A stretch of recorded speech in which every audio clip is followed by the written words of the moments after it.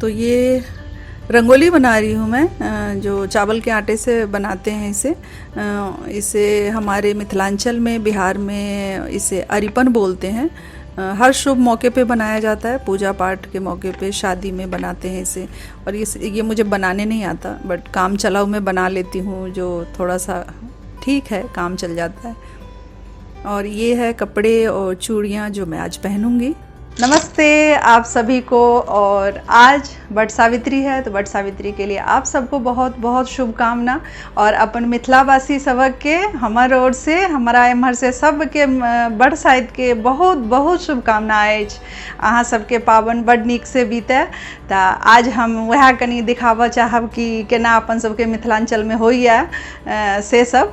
तो और कुछ लोग ऐसे भी हैं जो हमारी ये लैंग्वेज नहीं समझते होंगे, तो उनके लिए ये है कि मैं आज जो त्यौहार मनाया जाता है वो हमारे मिथिलांचल में बहुत ही धूमधाम से मनाते हैं। और मैं मिथिलांचल से खुद हूँ, और ये यूपी साइड से भी काफ़ी लोग मनाते हैं वट सावित्री व्रत। तो थोड़ा सा उनका अलग अलग तरीका होता है, बट भगवान तो सब एक ही हैं। तो आज मैं दिखाऊंगी आप सबको कि हमारे मिथिलांचल में, मैं ज़्यादा नहीं करती हूँ, होता तो बहुत है, लेकिन जो मैं करती हूँ थोड़ा बहुत, काफ़ी साल हो गए मुझे करते हुए। तो जो मैं थोड़ा बहुत करती हूँ मैं आपको दिखाऊंगी कि इसमें प्रसाद क्या होता है, कैसे होता है। तो मिथिलांचल की छोटी सी झलक आप सब देख पाएंगे जो हमारे मिथिलांचल में होता है। तो आज का वीडियो यही है। तो मैं नहा करके घर के जो मंदिर का अपना पहले पूजा होता है वो सब मैंने कर लिया है। और जैसे आप देख रहे हैं कि मैं रेडी हो चुकी हूँ, जो थोड़ा बहुत आता है मुझे वो थोड़ा सा आज मैंने कर लिया है, मेहंदी और चूड़ी। और हमारे यहाँ कोई भी त्यौहार होता है या कोई फेस्टिवल होता है तो उसमें लाख की चूड़ी पहनी जाती है। तो मेरे पास नई चूड़ी तो नहीं थी लाख की, बट ये पुरानी है, पहले की रखी हुई थी, तो मैंने यही यूज़ कर लिया है। और जैसे तैसे मेहंदी लगा लिया है, आता तो है नहीं मुझे। और ये साड़ी भी बहुत पहले का रखा हुआ था, तो मैंने यही डाल लिया कि लॉकडाउन में कहाँ ना ब्लाउज़ बनवा पाई ना साड़ी ले पाई, कुछ नहीं किया हमने। तो ये जो घर में जो चीज़ें थी, बहुत सारी महिलाएं होंगी जो घर की चीज़ों से ही अरेंज किया होगा अपना आज की जो तैयारी है। तो मैं आप सबको दिखाती हूँ कि प्रसाद में हमें क्या क्या चाहिए होता है। कम से कम 5 फल लेते हैं, मीठा होता है। और हमारे गांव में तो ठेकुआ वगैरह भी बनाया जाता है, बट मैं यहाँ बनाई नहीं हूँ क्योंकि बनाना थोड़ा सा मुश्किल होता है। तो चलिए दिखाती हूँ कि मुझे क्या क्या चाहिए। तो ये प्रसाद के लिए हमें 5 फल की ज़रूरत होती है, जिसमें मैंने आम, लीची, केला, अनार, और ये आप और भी ले सकते हैं जो फल आपको पसंद है। और जो और प्रसाद होते हैं उसके लिए हमें मिठाई, और ये अक्षत के लिए हमें चावल चाहिए होंगे। ये खील हैं जो हमारे यहाँ मिथिलांचल में इसे धान का लाबा बोलते हैं।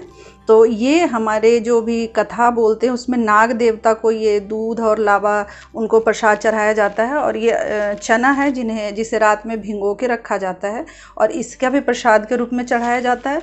ये फूल हो गया, दूध है, जो जोत जलाएंगे वो हो गया, पूजा का सामान है जैसे धागा लपेटते हैं हम, जो बड़ के पेड़ होता है उसमें पूजा करने के बाद धागा लपेटते हैं, तो कच्चा धागा लपेटते हैं। तो ये मैंने कच्चा धागा लिया है। ये हमारे यहाँ जो हम मैथिल ब्राह्मण हैं वो सब गौर माता की पूजा करती हैं, तो उनके लिए ये छोटा सा नया वस्त्र है।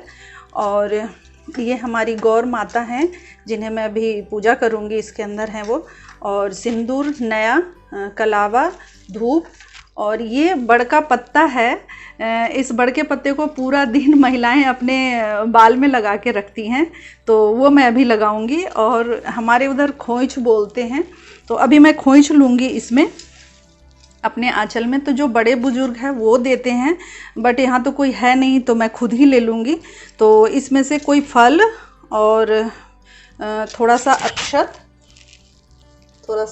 लेते हैं, थोड़ा ये चना, ये फूल, और ये तो पिघल जाएगा लेकिन चल जाएगा ये। और जो भी फल आप ले सकते हो, कुछ भी, वो फल 2-3 डाल सकते हो, पैसे डालना है। और ये सब फल वगैरह लेकर के, बहुत सारा फल होता है। जब हमारी शादी हुई थी तो उस टाइम तो ये इतना होता है कि 2-3 किलो का हो जाता है, तो थोड़ा सा पैसा भी रख देते हैं। और इसमें दूर्वा भी डाला जाता है, बट यहाँ दूर्वा मुझे मिला नहीं, तो इसे मैं अब गांठ लगा देती हूँ इसमें, क्योंकि हमारे यहाँ कहते हैं मिथिलांचल में खाली पल्लू कोई शुभ काम नहीं करते हैं। तो अब मैं छत में आ गई हूँ और जो पूजा होगी बड़ के पौधे की तो वो मैं कर रही हूँ। तो सबसे पहले गंगा जल छिड़क दिया मैंने। अब दिया जलाऊंगी सबसे पहले। और यहाँ पे छत पे थोड़ी हवा चल रही थी, वही मैं सोच रही हूँ कि कैसे दिया जलाऊं, लेकिन फिर भी हाथ लगा के मैंने दिया जला ही लिया। तो साइड में रख दिया इसे थोड़ा कि इधर से हवा नहीं आ रही थी। तो अब जो गौरी माता है, गौरी माता को अच्छे से स्नान करा के उनको जो वस्त्र वगैरह है वो मैं बदल दी हूँ। इनको साइड में यहाँ रख देते हैं। जो बड़का पत्ता है ये भी बालों में लगा लेती हूँ, इसे पूरे दिन बालों में लगा के रखना होगा।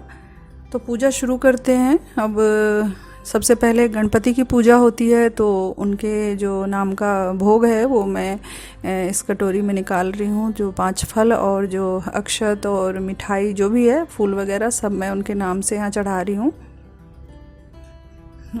फिर गौरी जो माता है हमारी, उनके लिए भी मैं भोग निकाल रही हूँ। जो सब 5 फल और मिठाई है वो भी फिर बड़ के वृक्ष में डलता है, वो भी मैं भोग चढ़ा दे रही हूँ। फिर इधर जो शिव जी का प्रसाद होता है वो, और जो ये बड़ सावित्री का जो प्रसाद होता है वो भी सब मैं इसी थाली में निकाल दी हूँ। और इसमें 7 जगह भोग लगता है, शिव जी का प्रसाद को छोड़ के 7 जगह नैवेद्य निकाला जाता है। तो ये सब मैं यहाँ प्रसाद चढ़ा ली हूँ।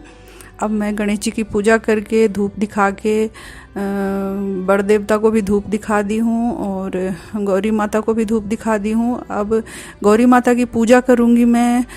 ये पूजा मैं मंत्र के साथ गौरी माता को पूज रही हूँ। मंत्र बोलते हैं और सिंदूर माता को लगाने के बाद फिर अपने आप को लगाते हैं, और सिंदूर की डिब्बी नहीं होती है।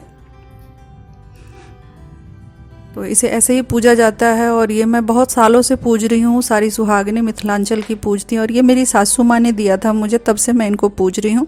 तो ये फूल वगैरह चढ़ा के मैंने इनकी पूजा कर ली। अब नाग देवता का भी भोग निकालती हूँ। तो ये खील चढ़ा दिया मैंने, धान का लावा, और ये दूध चढ़ा रही हूँ। उनको भी प्रणाम कर लिया है नाग देवता को। अब धूप दिखा दे रही हूँ उन्हें। तो ये पूजा हो गई है। अब जो ये धागा बड़ के वृक्ष में लपेटते हैं, तो इसके 7 फेरे के साथ लपेटा जाता है। तो थोड़ी मुश्किल हो रही थी मुझे, तो अब ये 7 फेरे लूँगी मैं इसके साथ, और धागा लपेटूँगी 7 बार। घूमना पड़ता है इसके साथ, 7 फेरे लगाने होते हैं। तो ये 7 फेरे हो गए। अब आम के साथ भी इसमें जल चढ़ाया जाता है, 7 बार घूम के और सामने आके जल अर्पण करते हैं बड़ वृक्ष में। तो अब मैं कथा पढ़ लेती हूँ, जो बड़ सावित्री का कथा है। तो वो हो गई कथा मेरी, आरती कर लेती हूँ मैं। अब आरती हो गई, प्रणाम कर लेती हूँ मैं, क्षमा प्रार्थना कर लिया मैंने। अब सब प्रसाद को पानी से, जल से उसरगते हैं, हमारे यहाँ बोलते हैं। तो सारे जल से इसको घुमा करके 3 से 5 बार इसकी पूजा करके प्रणाम कर लेती हूँ। अब तो ये पूजा हो गई हमारी, और कुछ गलती हो तो माफ़ करना आप सब। तो ये पत्ता तोड़ते हैं 7 बार पीछे और 7 बार आगे, और बोलना होता तो मैं भूल गई थी यहाँ बोलना इसे। काफ़ी टाइम हो गया पूजते हुए, तो ध्यान नहीं रहता कभी कभी। तो इस टाइम पंखा करते हैं बड़ वृक्ष को। तो पंखा मुझे मिला नहीं था बांस का, तो अभी गला लग रही हूँ। ये थोड़ा सा मजाकिया लगता है, बट ऐसे ही होता है हमारे यहाँ। पेड़ से गले मिलती हैं जो सुहागनें होती हैं। तो पूजा करके आ गई हूँ मैं। अब यहाँ बड़ की पूजा करने के बाद ये अब हमारे पति देव की पूजा हो रही है, तो टीका लगा रही हूँ इन्हें। साल में एक बार पूजा होती है पति देव की, तो ये आरती तो आशीर्वाद भी मिल जाता है फट से। तो अब ये मेरी पूजा ख़त्म हो गई है, जो आपने अभी छत पे मैं करके आई हूँ। जो बड़ की पूजा होती है वट सावित्री की, उसके बाद पति देव की पूजा जो साल में एक बार होती है वो करके बस पूजा ख़त्म हो गई है। और मैं बहुत थक गई हूँ, गर्मी इतनी है कि पसीने से बिल्कुल देख रहे हो कि बुरी हालत हो गई है। और दिल्ली के अंदर बहुत ज़्यादा गर्मी पड़ रही है। तो आज जो फास्ट है वो बहुत मुश्किल होने वाला है। लेकिन चलो, अच्छे से पूजा पाठ कर लिया हमने, सब कुछ अच्छे से हो गया। तो आप सबका भी पूजा हो गया होगा और फिर से आप सबको मेरे तरफ से वट सावित्री की बहुत बहुत शुभकामना। और भगवान सबका सुहाग ऐसे बनाए रखे कि अगले साल फिर हम सब ऐसे ही मिलजुल के सारे ये वट सावित्री का व्रत करें। तो मिलते हैं फिर वीडियो में। Bye bye, take care.